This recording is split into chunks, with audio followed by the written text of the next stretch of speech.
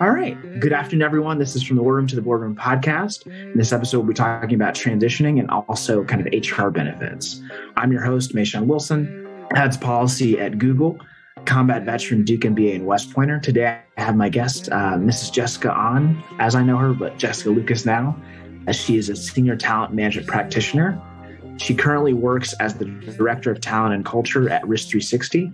She spent time as both an active duty Army AG officer and now works for the Georgia National Guard. She's a graduate of both West Point and Georgetown University, McDonough School of Business. And so without further delay, Jessica, please let our guests and our viewers know a little bit more about yourself. Yeah. So Mayshawn, first, thank you so much for having me on. I feel so privileged and honored to get this opportunity to speak with you and hopefully resonate with your audience and your followers. So my name is Jessica Lucas, as Mayshawn has given just a great overview of who I am. So currently, I transitioned the military in 2020. I was stationed in DC. In 2019, I have two young kids, and I decided to transition, and I joined the current firm I'm with in 2020. I literally took 1 week of leave and decided to join this team. And I'm the Director of Talent and Culture. What that means is a little bit of everything. We are, at the time, we're a startup firm. So we're still 43 personnel. We've grown, I doubled since I've been there in the last 2 years. We were a cybersecurity consulting firm with the offering of software as well. So we're a SaaS company. And so we're, changing and growing, and comes new challenges in my current role as I shift to, just implementing and structuring our HR to recruiting strategies, and now focus more on learning and development. So a little bit of everything. But I'm really excited to kind of speak with y'all about kind of how I navigated my transition, and also kind of the corporate America world and the private sector. Awesome. Again, we appreciate your time. And so for our listeners, can you tell us a little about how you came to the military, where you're coming from originally, and from there, kind of what made you decide to leave the military? Yeah. So, it kind of happened serendipitously when I was in high school trying to figure out what I wanted to do, to go to college, and what, my purpose. I came from immigrant parents. They did not have a 529 for me. They said, well, good luck and figure yourself out for college. And I was collegiate athlete, so I was recruited. So I was very fortunate that I was also trying to look for ways to go to school. And I got recruited, but I knew in the end, I was always passionate about people, coming from an immigrant family. We were very proud of being Americans, and what that afforded our family and opportunity. They can live out their dreams that were very limited at the time in Korea where they came from. So I always wanted to give back, right? Because we were so blessed and fortunate. So joining the military, it kind of was again serendipitous that I got this opportunity to go to West Point. So I joined West, I went to prep school. I did the whole prepster for 1 year use maps. And then I graduated in 2011 and was an AG officer. Nice. And then from there, kind of what brought about that change or decision to leave the military? Yeah. So, 10 years or I guess 8 years later, here I am. I came from the operational field from battalion all the way to division, had a wonderful career, but I had 2 little ones at the time. And working in the Pentagon, I had a better tempo, not being away for 12 hours a day. So the up tempo was better. However, someone once told me early in my career, the Army will move on with or without you, but you have to remember the legacy you're leaving behind, and about what really is inherently important to you. And I saw these generals all retire when I was working in the Pentagon, and I realized life is too short, and you can find meaning and purpose. One of my mentors says, just on a different stage. Your purpose is the same. It just may be on a different stage you're performing it on. And for me, it was about centrally, it was about my family. But I also had this like insane like curiosity about just a private sector, working with different technology. Like I just knew like we were working with like very legacy systems. And I think like, I also wanted to kind of figure out like, what it was like in the other side, finding fulfillment and continuing that while also taking care of my family. But it was not an easy decision. Certainly it wasn't. I mean, I loved my career, but at the end, like I had to bring back to the things I was not replaceable, which were being a mom to my two wonderful children. So yeah, I made a decision in 2019 that it was my time. Not ideal window because COVID happened. And so there's a lot of hiring freezes. So it was a lot of uncertainty and daunting, very anxious time. But I put my faith in myself and God. And so I decided to transition. And luckily everything worked out from there on, getting a job and all of that. When you decided to make that transition, can you talk about one, why you decided to stay in HR when typically you'll see veterans kind of explore a few different things, one, and then two, I have a question about the National Guard kind of after that. I didn't know I wanted to go into HR, to be honest. And, I knew I wanted to get into consulting, right? It's that dangling carrot or the thing that, that people tell you, they calculate the value for you. Well, you should go into management consulting, and going to grad school as well. Like it was all about management consulting. And I wasn't sure actually what I wanted to do. I just knew I wanted a great company with great culture, because culture to me was really important because we come from the military where, our core values and, coming from West Point, all about the values, right? Like that's like our DNA, our respect of culture. So I knew that was like very important to me. What the job was, I just kind of was hungry and curious. I didn't care so much what I was doing. When I got to Risk 360, I was a consultant first. I was an analyst. And then I kind of started realizing like I was just drawn to the people operations. And I guess just you realize like you're really good at something, but then you actually get passionate about it. Because again, I just care about people. And I just started taking on roles like without, like I kind of knew it was a gap for our company at the time because the co-founders were doing like trying to do all the HR and I just knew it wasn't scalable. And I just asked to get on that bat. I started reading a lot, compliance, joined different organizations to build that structure. And then I just kind of ran with it and loved it. And so I wasn't sure it myself, but I think I love the opportunity they gave me to kind of run with it. So, and I think it's just, again, inherent to like where I came from as an HR professional. It's about taking care of the people, the secret sauce in any organization, whether you're the Army or corporate America, the heart of any organization is still the people. That is the secret sauce. It's good companies know how to invest in people. So yeah, that's kind of how I, kind of took this role and kind of ran with it. No, it makes sense. So from there, you kind of found those gaps, leverage your skills, and from there, just kind of like doubled down on those to where I could add the most value for my new organization.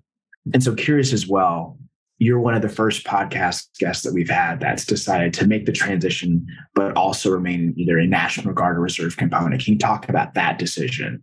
Why did you decide to kind of stay involved versus just making a clean break and trying the civilian thing out? Yeah, a lot of it was because I wasn't sure. Again, like I had a lot of responsibilities. I have 2 kids. And I loved my military career. So my identity was almost attached to military. If you think about it, at the age of 17, like you create this armor, right? You kind of say, well, this is who I am. You allow the organization to almost become your identity.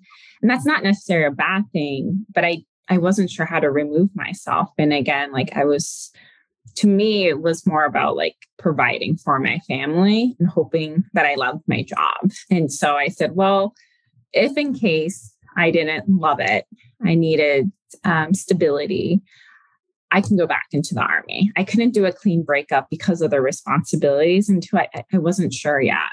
what I wanted to do. And so, but I knew the Army at the time. So I did a lot of research before, which is why I ended up going to the National Guard for Georgia, which is kind of nice. I prepared this a year in advance. So I've asked, around kind of the differentiation between a Guard or Reserve and kind of what my options were before the transition.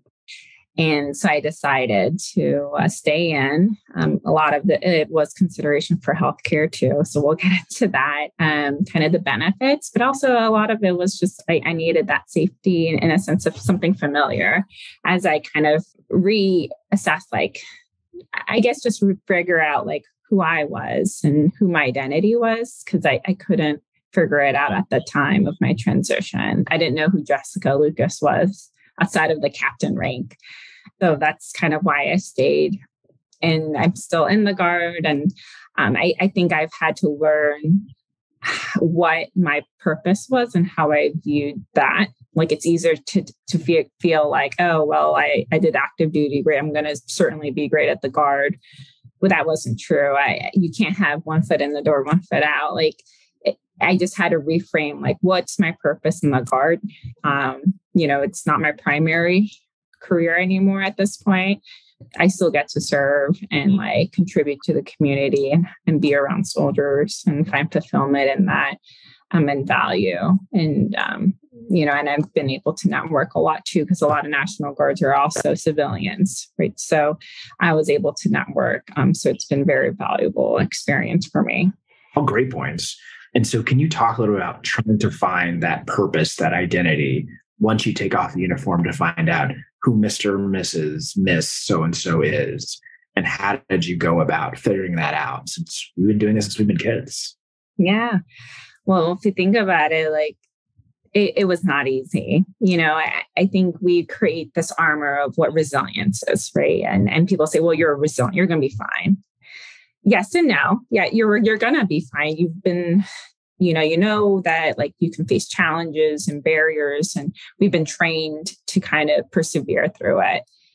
But now, you don't have that structure, right? No one's going to tell you where to be. No one's going to be purposely asking, or saying, hey, Jess, how are you your day? Right? I don't have that battalion commander or anyone around me, right? So, and again, finding your tribe and your community. So for me, it was I had to do a lot of self-reflection. I read a lot of books. I've, joined different organizations and communities to kind of have these conversations, whether it's finding a therapist. I think mental health is so important when you transition, because, you've committed your life and you're almost so attached to your identity that now you're kind of well, I have to kind of realize wow, okay, now what do I want to do next? Who am I outside the uniform? And so I realized I had to just read a lot. I reflected a lot. It was really hard for the first year. It was really, truly hard when no one knew who I was anymore.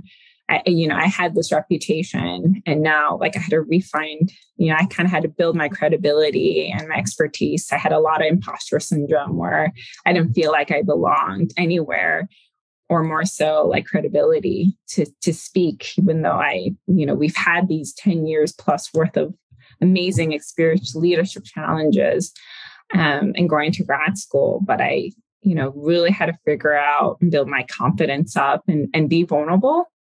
Be very open upon what I was feeling, or being vulnerable in a sense that trying to find a community, and also being vulnerable to my, even at work, because I realized by being vulnerable, I was able to connect more with people from a recruiting perspective that hey, I've been part of your journey.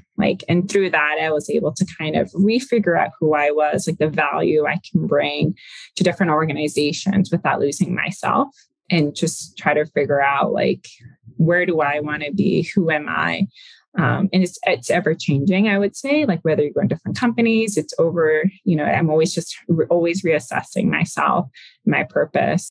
Yeah, just kind of always recalculating my value, I guess, in a sense that, who am I and how do I define myself today, but being open that, the world is unpredictable, but I know I can have confidence in myself. And that's, in that relationship that I have with myself is the most important. No, I agree. I think the points in like self-confidence. And so as you look at the self-confidence and the navigation journey, you mentioned some books.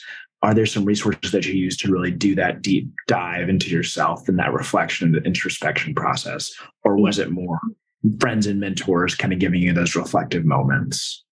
I think for me, it was two. So one was, it sounds weird, but I love listening to a podcast. And one was How I Built This by Guy Raz. And it sounds weird that I would be so like, I think it's because of the stories, right? Like we feel so alone in these journeys, and we feel like, how am I going to get through this? How am I going to, get myself into corporate America and rebrand myself and build my credibility? How do I translate all of my experiences?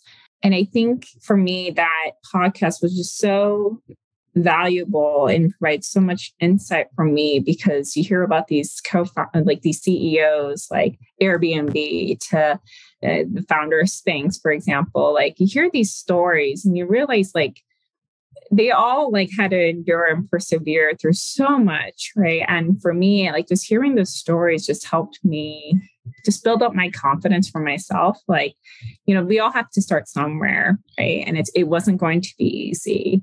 For me, like instead of talking about it, just hearing it and resonating with their stories and kind of learning from it helped me at least. And knowing a little bit more about like helped me understand different businesses from the business aspect. But another one was like it's called Command Purpose Foundation. It's actually founded by Erin Hellberg, which is class of 2012 at West Point. And her organization is like literally transitional veterans or vets who retired. And it's just like it's a women's organization, but it's really just a psychological safety of a community. And I joined them. We did like a book series and just having a tribe where they just understand kind of what you're going through. It's hard to kind of talk about it with people who've never experienced that transition and kind of the identity. I feel like it's the identity crisis we kind of go through. And just to have just to be vulnerable with no judgment. I think that's really important in whatever organization or tribe that you go, you find is that, can I be vulnerable and open? And then, again, like different books, I also read like Bet on You by Angie Morgan and Courtney Lynch. They were both like Marines. And they talk about like, how do you navigate, take calculated risk, and like, how do you build your confidence? So those are just things that I've, read and helped me kind of meditate and navigate through my transition. I think all amazing points.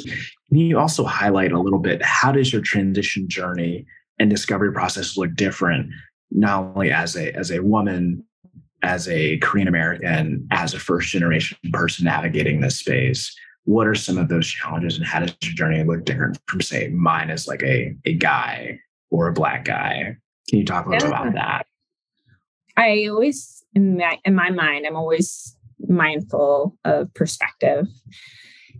So, for example, I was the first female in my organization, and cybersecurity is already limited in a sense that it's a highly competitive talent pool. In addition, the talent for women or women in this space is furthermore limited. And so when I got into this space, I was the only female at the time in my company. I started to view it in a sense that like, man, like if I was a man, would I've had an opportunity? Like what am I projecting to make sure they feel comfortable around me? Because I know that there's a certain culture, and then I came. And I'm always mindful of perspective, like what's going through their mind and how are they perceiving the world and who I am and how am I perceiving them? And I say that because I think we all have biases, whether it's, our stories, and that we have confirmation biases or whatever those, narratives kind of form in your head that project those lenses. And I realized instead of seeing it me versus them, like, how can I fill in those gaps? Like, what do I need to do to make myself more open that like this trust, like I'm very trustworthy. And because trust is earned, it's not guaranteed, like as much as we want to, right? So for me, like, I think transition was just hard in a sense that now I'm a single mom and a divorced. And in addition, like I live in a very, it's called Roswell, Georgia. So it's not very common for at this age for my group. Like I feel alone a lot in a sense that like, man, like my story and I always feel different, to myself, but I try to have a lot of grace. If we look up, like today's Martin Luther King Day, we remember like what he's done and the legacy he's passed on and remembrance of like what he was trying to do, more equitable, equal world of a community where we all just don't see race or gender. I look at more towards like, what are the things I can do now to like remove those barriers of biases? Like, what can I do to like make it more like to just make it more of a cohesion. So I think it's hard for me and it has been hard, but I think I just try to look at from the perspective of someone else's lens and to be more outward. Like what are they thinking? Why do they have this? And like, what can I do instead of like seeing it like me versus them? Like, how can I make this more unified? And just being curious. That's certainly how I've navigated this space. And from a recruiting, like I'm always trying to just be curious about people, understand their stories, and share a little bit of my stories as well. So maybe through our stories, something will resonate and at least we can respect each other. So hopefully that answered your question. But yeah, I think, we always just have to be mindful, like everyone has their stories, everyone has their different perspective. And I think it's about us trying to expand that and like doing podcasts, like sharing that knowledge and sharing their stories. So hopefully people can see the world a little bit more broader than narrow. You answered the question very spot on. And then I think I want to double click into this element. You mentioned kind of the vulnerability piece. And I, at least in my experience, I found that the vulnerability piece is challenging, especially in the military where you're kind of taught muscle through, suck it up, drive on, blah, blah, blah. So how do you kind of build that muscle or switch on kind of that vulnerability piece, especially in the professional space outside of it? Well, I don't think vulnerability comes with courage. Brene Brown, like she is, if you want to hear a great talk or story, how do you do it in practical? It's Brene Brown does amazing TED Talks too, podcasts and books. But for me, vulnerability does not come without courage, right? So like, I think it takes a lot of courage to be vulnerable, right? Like to tell the world, this is who I am, right? Because we all are afraid, kind of the unknown is like, how are people going to react? Like how much is too much? How much is not enough? And I coached this in our leadership program as well. And I said, if people don't know you, how do you know that? Like, think of a relationship. Like, how do they know how to best communicate with you? How can they know how to best support you? So I say, like, it takes courage, yes, but think about the receiving end and how much like your stories may resonate. And I always say, do it within your comfort zone. Like it takes. You can have certain boundaries. I am very much like, I don't disclose so much, but I'm like, hey, like, here's kind of my story and where I've been, right? I say like, maybe just talk about your strengths, talk about what are you good at and why. Maybe you can start from there, right?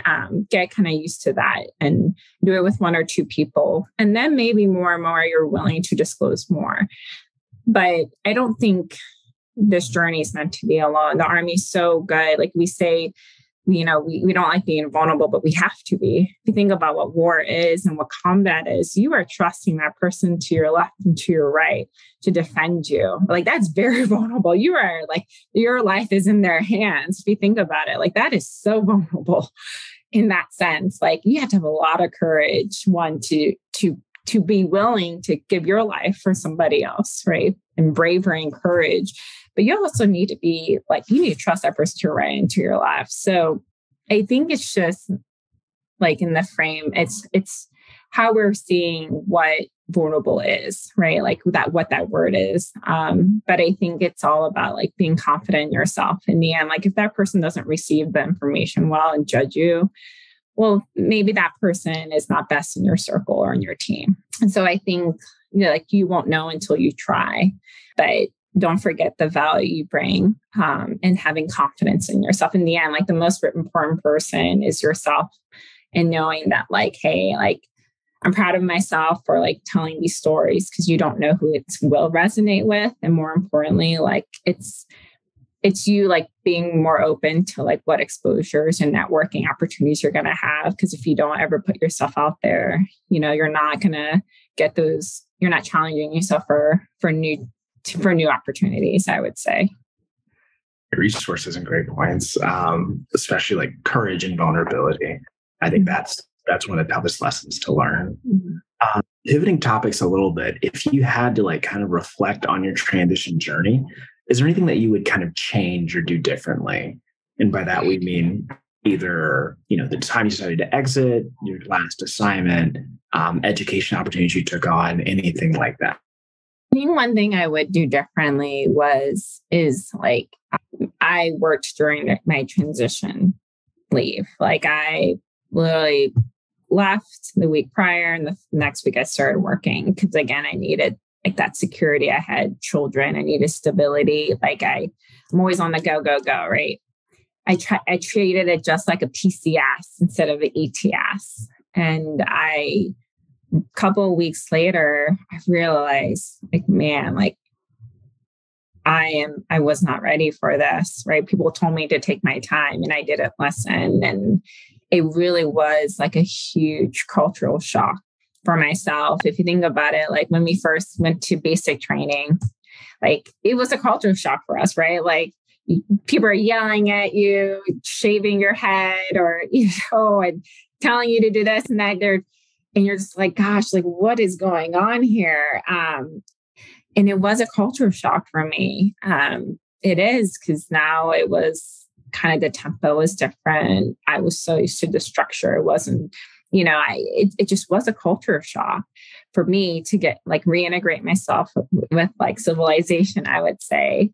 And I wish I would have taken more time, at least a month to really, reflect and take a little mini sabbatical. Like I was just always on the go, and it really did wear on me eventually, like towards the end, like where like a couple of weeks later, like I went through a huge depression because I realized like I didn't give myself a break to kind of figure out my identity. So I just really had a mental breakdown eventually, just because like I just couldn't change my view and how I saw the world was just the military world. So I was struggling with corporate America and kind of finding my identity.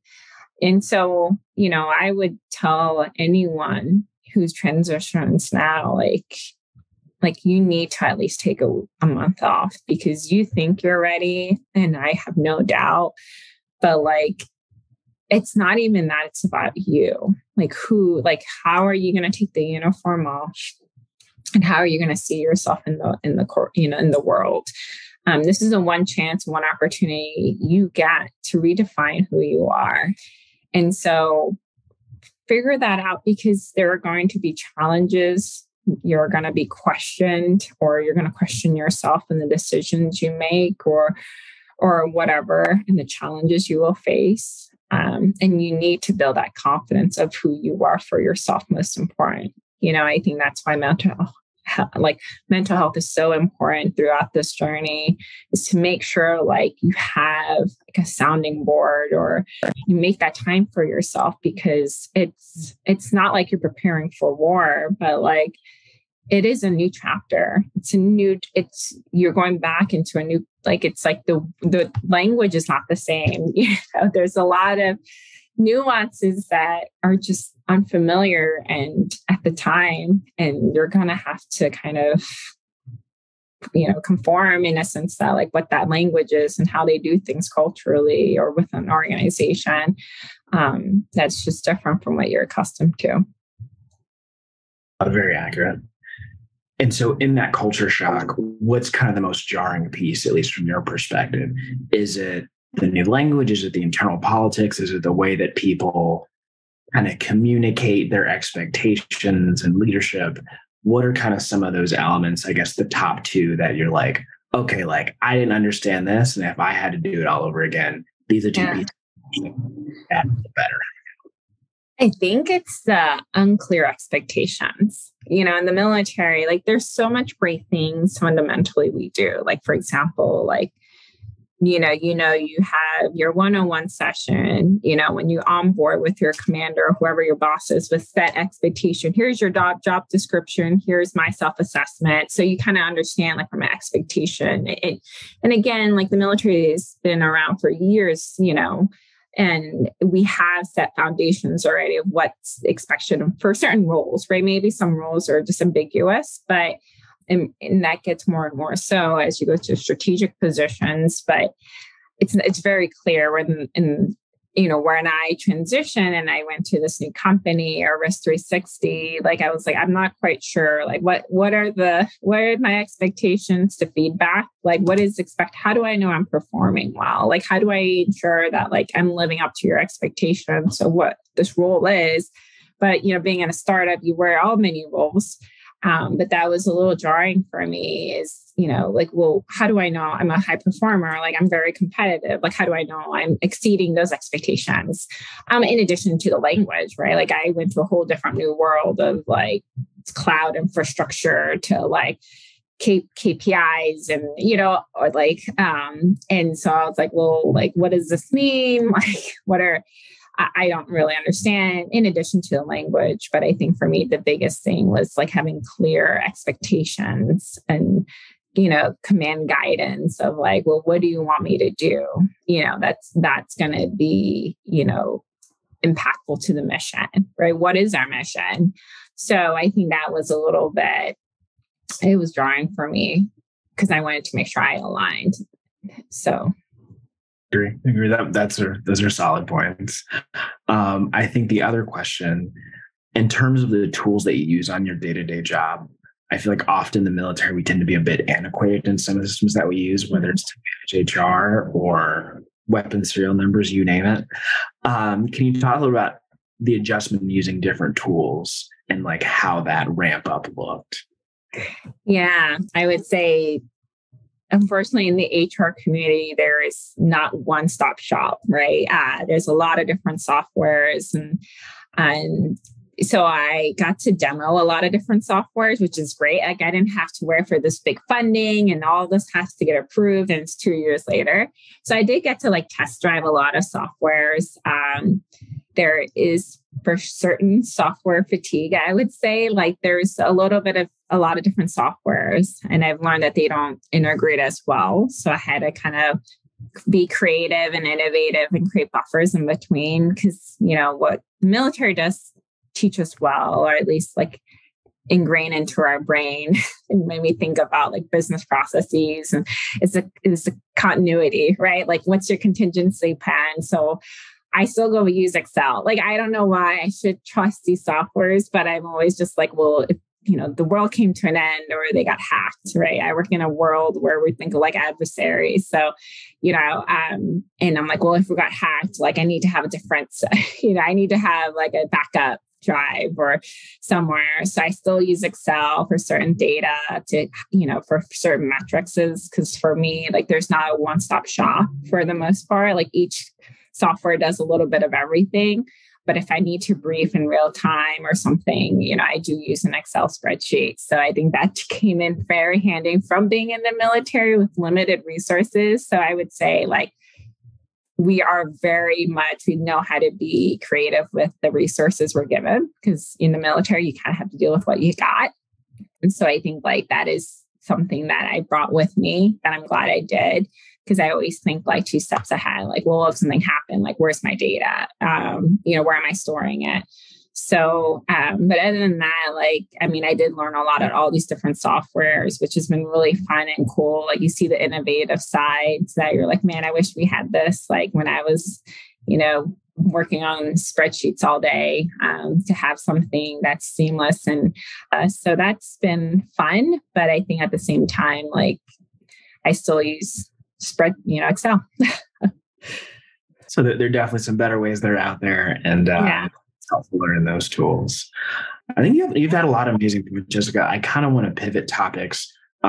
This will be more broadly talking about your role as an HR person and some of the pro tips for veterans that are looking to make the pivot. So kind of talking about whether it's recruitment, interviews, HR benefits, kind of some of those pro tips. And so to start off, can you tell us like, hey, let's say I'm 9 days out from transitioning. How should I be thinking about, recruitment and interviews just kind of broadly? So let's say, hey, I want to work at Risk 360. What should I be doing? Should I be reaching out to fellow veterans like you? Like, what should I be doing to like make sure I nail this job and like get through the door? Yeah. So I'm very familiar with that. Being, one going through that kind of journey and transition, but also talking to vets myself on a, day-to-day basis. So one first thing is, let's say you are 90 days, is make sure your resume looks good, right? Because that is the one thing, that is your one foot into the door. There are multiple ways, but if someone's going to give you the time, I call it, informational interview. Let's just say you're just trying to understand a little bit about the company. Your resume has to look good. That is kind of your brand and like pivoting into the trying to get a door with your resume. So making sure that looks clean, one pager, making sure there's not too much lingo. Because again, you're talking to another party that may have no military background. So they're not going to know what a con-op is, right? Making sure there's measurables, KPIs, right? Like making sure that there is numbers associated cost, right? Because either you're going to be a revenue generator or cost container in organizations, right? They care about money. Money is very important in corporate America. So making sure you have tangible values. Making sure you have a LinkedIn account and network. Networking is so important, and veterans always want to help vets, more than anything. So if a couple of things to look for in an organization, there's these things called Hire Vets medallions. So you can see they'll have it on their website. That they're veteran friendly, and they probably have veterans within the organization when they have these medallions. You can go on Hire Your Vets. And you can look, and they'll have like, here's your awardees from these various companies. They actually are vetted. They have to do an essay. They have to have certain retention numbers and L&D programs and initiatives to make sure they are, continually investing into veterans to make sure they're investing into their career growth. And so doing that, like making sure you're network and ping people, message people, because you never know, you may get that one opportunity, right? With, maybe they're the VP, or maybe you don't know what positions they may have within that organization, what power and influence they may have. They can be the hiring manager. So just be open to just like, this is where the vulnerability comes in, like drop your ego aside and just be curious. Just be curious about the organization. Say, hey, I'm looking to pivot, like any word of advice you can give me, right? And come prepared when they give you that one shot. These are busy people, and clearly they want to give you their time to invest in you, even for 5 minutes. You make sure you do your homework. Don't waste their time. That 5 minutes is very valuable, and you don't know, your first impressions do matter. Make sure you're doing your due diligence. Again, like be open to just being vulnerable and just pinging people. I'm always like, if a veteran ever pings me on LinkedIn, I will always make time for them. Great point. So making sure that once you kind of have that contact point, just going in with a learner's mindset, be intellectually curious and willing to admit what you don't know. Absolutely. Along those lines, are there better avenues than others to approach prospective companies, whether it's a military veterans recruiting conference or, a LinkedIn outreach and cold call, or just applying blindly? I guess, what are your thoughts there? Because sometimes it's very nebulous. Yeah, absolutely. Unfortunately, and I tell college students this too, that, a lot of these big companies, behemoth companies, they're getting 2,000 applicants a day, right? And there's AI involved to kind of pinpoint, their job and ultimately is to find whoever meets the best requirements for that job description, right? That is very nebulous, and it's very competitive still, especially for those entry-level positions. And so finding one, like if you can network, like again, like there's so many great organizations like SkillBridge to Hire Heroes to American Corporate Partners, like trying to find an avenue that's different, right? Like people, one, that companies invested because they have sponsors, they probably have volunteers in these different organizations to kind of mentor a veteran. So they're very veteran friendly in that sense that they're willing to invest, right? Because they already have within the organization. Going ahead and like trying to go through those routes instead of just applying, still apply, right? Like still do it, still apply because you don't know. But if you really want to differentiate yourself and get ahead, I would try to figure out those different initiatives that different companies have and going through that way. Every company's different. My company, we're smaller, so it is easier just to ping me or, you have to look at the size of that company too. But if they're in the recruiting and even recruiting, they'll be like military, like veteran, like these, even their recruiting department is broken out to like on-campus hiring to, veteran initiatives, going that route, making sure you're networking with them or at least sending them a message as you apply. So at least they know like, hey, this person like took this initiative to send me the message. Because one, that really should have done your due diligence, but two, then like your name will they'll remember that, they're like, oh, Joe Smith, I remember he messaged me and he applied. So using different methods, because in the end, like, I don't, you don't know that luck and opportunity may come that one time that you actually did that. Oh, amazing points. So one once you a company identified, trying to find those veteran avenues, whether it's the veteran recruiter or other veterans that work at the company to kind of bring you up to speed. Mm-hmm. And so along the line, once you get to the interview process, hopefully, I guess, how should you be preparing, whether it's more case-based or informational behavioral interview, mm-hmm. How should you be thinking about those questions so they're not like, hey, I did 40 combat patrols and I was platoon leader. They're like, any of that means help me out. Yeah. So one, making sure you look at the job description, right? Look at the job opening that they have and what you applied for, making sure you can showcase those skill sets. And even if you don't have all of the required experiences, you still have relevant experiences, right? Like leading a team, finance. Well, you had to be very resourceful in the military. So looking at that job description to understand, like, how would I answer these questions, right? In a way that they can understand. I would say, ask for a cousin who's never been in the military. See if they can understand what you're saying, right? Like, don't ask another vet. Like, ask someone who's actually never been in the military and see if they can understand what you're telling them, right? So use those.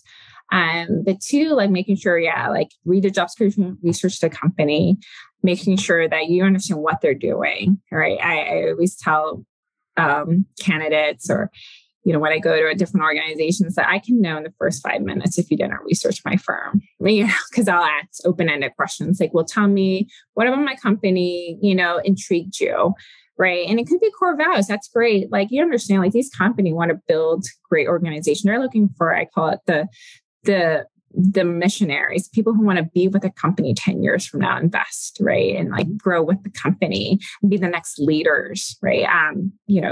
So they don't want people who are just in and out all the time. They want people, good companies want good people that are going to grow and like be a part and be that deep, smart institutional foundations.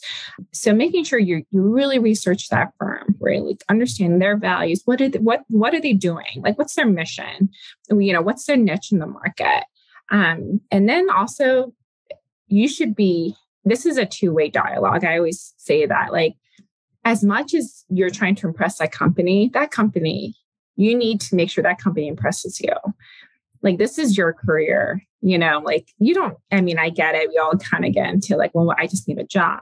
No, life is too short. You're already the hardest thing, which is making that transition, right? Whether it's retirement or whatever, like you've sacrificed your life. Like you've done so much for this community and for this country. Like this is the one opportunity you get to advocate for yourself, right? Like truly advocate for yourself of who you want to be and how you want to take your career. So be curious. Like it is so much time and investment as a candidate, like all the sacrifices you made to even be at that point. Like make sure this is a good fit for you, right? Like you don't want to be doing it again in 2 years. Like, so ask hard questions because that means one, you've thought about it. You've actually know what you're putting yourself into and like you've reflected. Like you're not uncertain what you want to do. You're not like, well, I don't know if I want to transition or I don't know if I want to get into this career field. So making sure that like you come up with great questions, ask some hard questions, challenge them. Because that company owes you those answers. Like you don't want to go into a company and like they brand these things. And I say it's false promises, right? They don't live up to like the promises that they've delivered. So, or they've communicated to you in their pitch. So making sure like they're exceeding your expectations. What are my career developments? Like what are you going to do to invest into my growth? Because that's really important. You want a company that's going to invest time and, efforts into you and where you want to be. So really like kicking the tires, checking the engine to see what does this car actually run like versus, the ads. So the difference between an Army promotional like advertisement or you're like, be all you can be. Oh yeah, that's great. And then you're like, oh, I'm in the Army. Like, this is what they didn't tell me. Exactly. Those, Army recruiting brand. So that's not all great and fun, but you're seeing that, the infantry doing a cool mission, not the admin doing the back end works and things like that. But just making sure, right? Like I always say, like, this is the one opportunity you get. Like take full advantage of it. And you should be also making sure this is good for you. A good fit for you and great opportunity for where you want to be, at least a stepping stone. Oh, great point. So now let's say we've moved past the initial recruitment and the interview.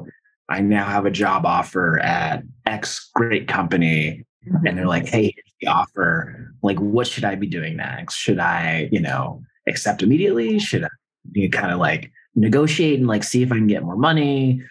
Like, how should I be thinking about this, especially as someone that the Army just tells me this is what I get paid at this many numbers." Right.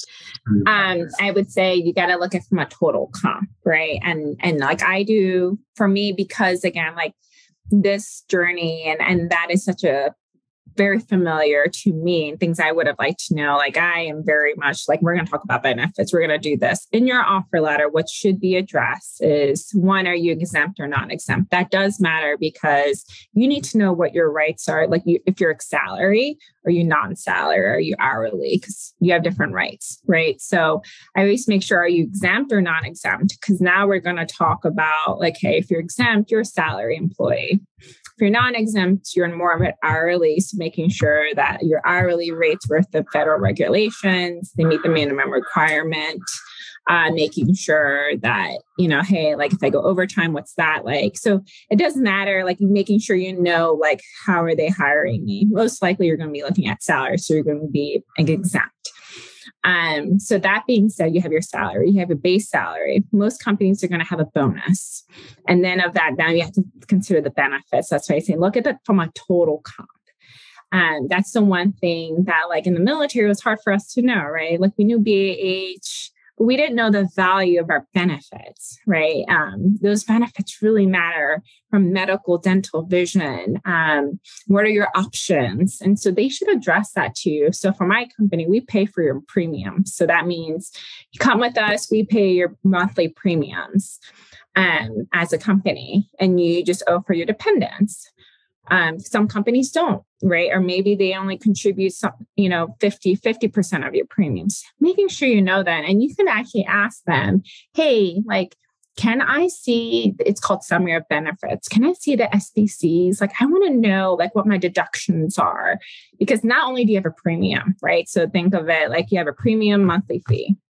That's like in regular insurance. It's like an insurance for a house. Like you got your monthly insurance, right, for car insurance, but then you have your deductibles, and co-payments. And so making sure you understand what all of that package means, because that can be a lot of, for you and your family, let's just say, or if you don't have a family, making sure you understand like, this is like life events, so you can like, if you want to have children, like, okay, so what's the best plan for me? If it's just myself, okay, like what is within my financial means or comfort, right? That so you can weigh in the pros and cons. That's best for you. That's where the health savings comes into play. Are you, you usually are very healthy and you don't go to the, you don't see preventative care very often. Then probably you should have like a health savings plan, right? Whatever you're comfortable with. But you can ask these companies, when you have your offer letter, hey, can I have a summary of benefits so I understand like the co-payment deductions, overall costs of the maintenance for this insurance and what it means? Always they will be willing to provide that for you, at least provide some insight. So that way you understand like my healthcare benefits, like, okay, like what's the cost of this? And then consider that with your offer letter, because that really does help you from a total comp understand the value of like, the compensation. Amazing points. And so when you look at kind of some of those benefits, I think some veterans, when you're doing that comparison, you may miss some of the tax advantages where it's like, oh, well, PH isn't taxed. And so like, I think I'll need to make this much, but based on the benefits that I'm leaving behind, I need to make this much more. Can you kind of talk a little bit about that to make sure that, to make sure they're counting all of their benefits and getting the right value for looking the right kind of job and salary on the outside? So now I just talked about healthcare. So let's talk about some like leave, right? How much vacation time do you get? And again, this is where a lot of people care about hybrid, cost analysis of like daycare expenses and having more flexibility in your life. So looking at, and it's hard to put a dollar, to be honest, like I try to, I can't put a dollar to it from like the other benefits, like they call it lifestyle benefits. I don't know why, but hybrid to education, but most certifications, especially if you work for professional services, or even like most companies will offer you some sort of educational benefits. They'll pay for certain credentials or credit certifications. Most certifications can cost up to $2,000, right? So like looking at like the other benefit, you can ask them like, hey, what are some of the reimbursement programs from certifications? That's where your career, career comes into play of like, okay, what do you do for me? So we, in our total compensation at our company, I estimate about $2,000 in just certifications. Like, hey, like we're going to invest in you. You can go get certifications that's relevant to your career or what you do within your job. And so like we estimate about $2,000. In addition, we'll give you a gadget budget. So I line item it. So anything that's branded on the employee culture site, let's just say, like if I go to Google, they probably brand, like here's kind of all our benefits we offer and perks, making sure that you ask them, what's the dollar value to that? And you can blatantly ask them, because if they're branding it, they already know the cost and expense of it from a company perspective. So make sure you ask them like, hey, what is the cost of this? Because some of them, like we do unlimited PTO, but some of them like have dollars to like, okay, PTO, like how much is that worth? And, because some people, if they need to cash it out or something like that, like you can ask them, whoever's going to give you the offer, and usually it'll always be HR, like that gives you the offer letter within the organization. Say, hey, like, can you help me understand like the value of this benefit? Because then that way you have a full picture of the total comp. Points. And then you mentioned the HSA, and I've heard of an FSA. Can you explain what that is to our listeners as well? Yeah. So the HSA is like your health savings. And so accounts, what that means is they'll contribute, most companies will contribute, a certain amount account, and then you contribute a certain amount. Think of it like a 401k, and you get like a debit card, and you can like, it usually it's called your high deductible plan. It's a little bit more expensive, but the freedom that you get is like within your accounts, those fundings that you get, you can use it for other investments. So now you have more control of like understanding like what's being expensed, like how am I using my funds, and visitations. So I think for me, like the way that I've interpreted it is it like has you better control and better like financial analysis of like your healthcare, and a little bit more freedom and flexibility, because not everyone goes to the hospital twice a year, right? Maybe you're just very healthy, and now you can take those additional funds and maybe do it like maybe invest in something else, right? So you have a little bit more flexibilities of those funds and what you want to do with it. So those are ideal for, again, like I say, it's just depending on your family circumstance and like what you're comfortable with. I have certain family members also do HSA because they do more holistic medicine or something like that.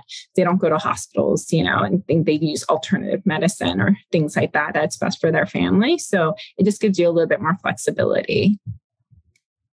Especially as you're adjusting from, hey, TRICARE takes care of everything and I don't have to worry about the premiums and the copays. And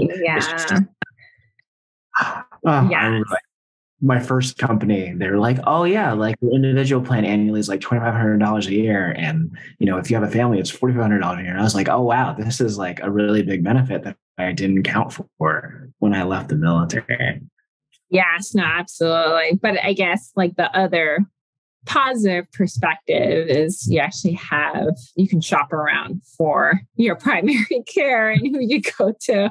So that there was pros and cons. Now you can kind of, look at like within network. Oh yeah. And you have to look at within network because you need to make sure they accept your insurance. So each company, especially like every company, if you're over 50, they're going to have what's called a patient advocate. So they always should, and always ask them, would you have a patient advocate? So what they do is they help you from more personal outside your organization. Usually they work for the healthcare broker. They actually will find you a provider that actually help you understand your benefits and your bills, right? Like, don't be just paying it upfront, like making sure like, hey, like, is this bill correct? Like they help you kind of break down those bills to helping you understand like what's within network, help you find the best care for you and your family. Like, hey, we're new to this area. I need to find a pediatrician that has these great ratings. Like, do you have any recommendations? So making sure that you kind of utilize the resources within those companies. Because again, like it can be so overwhelming, but again, like that's where the vulnerability, like take your pride, swallow it. Like there are resources out there within these organs to make sure you have a successful transition and that more importantly, you and your family are taken care of. Because I call it table stakes from a retention standpoint. So use those client and patient advocates, making sure you have all the resources to make sure you know like what's best for your family from a healthcare plan to, serve it like providers.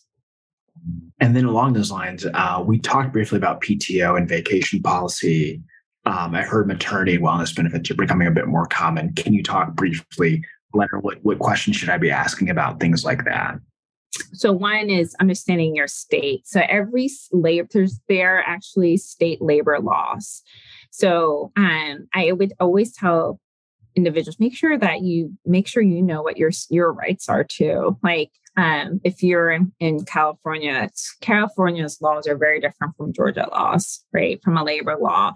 So that's all like open source. So making sure you kind of go through that too, because that again, like when you do your negotiation, you should not be signing things. And it's not that they're not willing to provide that information because they have to, but maybe they're not sure. Maybe they're not knowledgeable in it. So making sure you do your due diligence. Like there's a lot of laws or things coming about like a compliance for parental leave, for example, like, legislation comes down.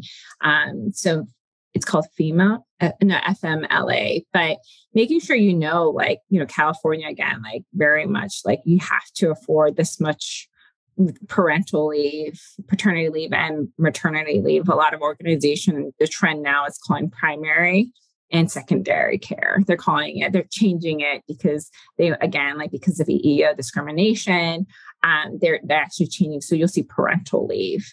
But you can ask them that as part of your interview or your negotiation. Tell me a little bit more. But again, making sure that you do your due diligence for state, because it may be a new state for them. Now with remote work, it is changing. Like a lot of organizations, making sure they're updating their policies, making sure they're more specific on these state laws and making sure it's addressed so you know your rights as an employee. But do your due diligence first. This is open source. Go to state labor laws and making sure hey, what are the policies my state says they have to abide by? So I would do that and then go ahead and talk to your, employee about it. Because again, you don't know what you don't know, but you want to be armed with information. So at least you can bring it to the table and say, hey, I read my state that I'm owed this much, leave or, not chargeable. It should be, and things like that, making sure that you kind of bring that to the table. And so from there, I know we've covered a lot in terms of total compensation and interviewing, recruiting. Are there any other elements that you'd like to kind of elaborate on that I didn't highlight, especially based on your robust experience in HR? Yeah. So I think another thing is from compensation, base, right? You don't know, right? Especially when you're new, you're I don't know, how do I even know I'm paid fairly? You're going to look at kind of your comp from the military, right? And say, well, I should be making that much.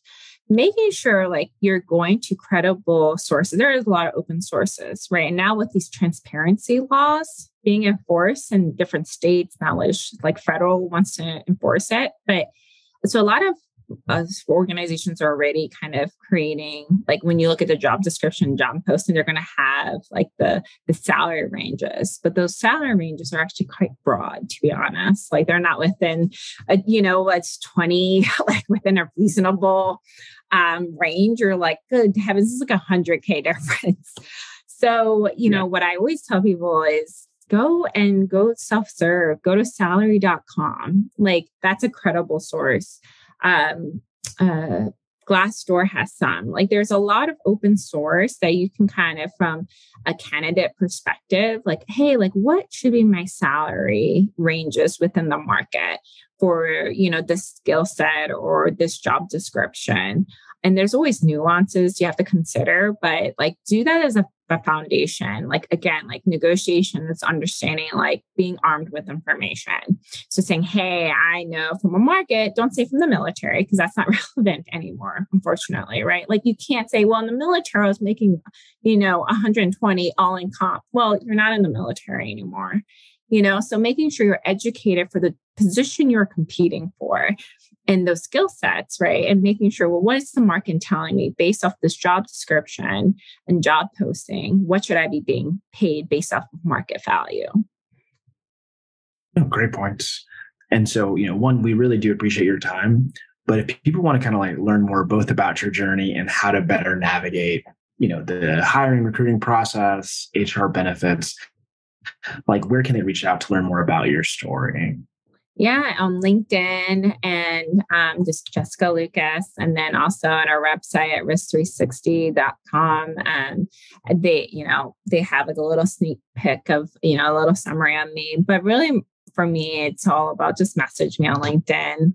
You can always, message me or just email me at jessica.lucas@risk360.com. I always want to help veterans. If you're hearing this podcast, you've already invested into your future and being curious. So I'm always willing to have a conversation with anybody and figure out, how can I help you? And, just hear your stories. Again, this is hard. This is hard stuff. It's always a journey because, maybe in 2 years you'll be going to Google or something, but this is hard. It's hard stuff, but it's not meant to be alone, right? So knowing that there are people that want to be a part of your journey and really want to help and give advice, because we've all been there one way or another, making sure that there is a community out there that wants to help. And just like how you did your podcast. So, we were all here to just share each other's journeys and see how we can help each other. And then are there any other like initiatives that you're working on or side hustles or books or anything that you're working on, like side projects you'd like to share with our audience? Yeah. So I just started off our learning and leadership and development program, or 360. It's called a Journeyman program, where we help people transition more into leadership role. And we always associate leadership by position, like CEOs, but I say leadership is the ability of attitude and the ability to influence, right? So it's attitude and ability to influence, and whether you're a leader of position or strategy, or leader of people or strategy. So I'm always I really like my initiatives are more centrally about people and making people better, leaders within their organization, or how do organization really give back to their people, right? People, their secret sauces. So I'm giving a talk in March at, it's called ISACA, but it's a chapter in Atlanta. It's more geared towards cybersecurity, but the biggest thing in a very high competitive market is people. Like, how do you recruit and retain people? So I'll be giving a talk there. But I'm always in different recruiting efforts to help expand, do further outreach to minorities or women, or just people who would just never had that. Hey, I want someone to take at that for me, so I'm always trying to find people and do different initiatives that can further expand the pie and bring more people into the space of cybersecurity. Those are kind of the things I'm working on. And so it's exciting, and hopefully years from now I can, have a book or be on a TED Talk, but we'll see. You're well on your way. I mean, yeah. Late balancing, mom, National Guard, job. I mean, that's a full plate. Full plate. We appreciate you could carve out some time for us to chat with our guest today. Well, thank you so much for having me. Yeah, really.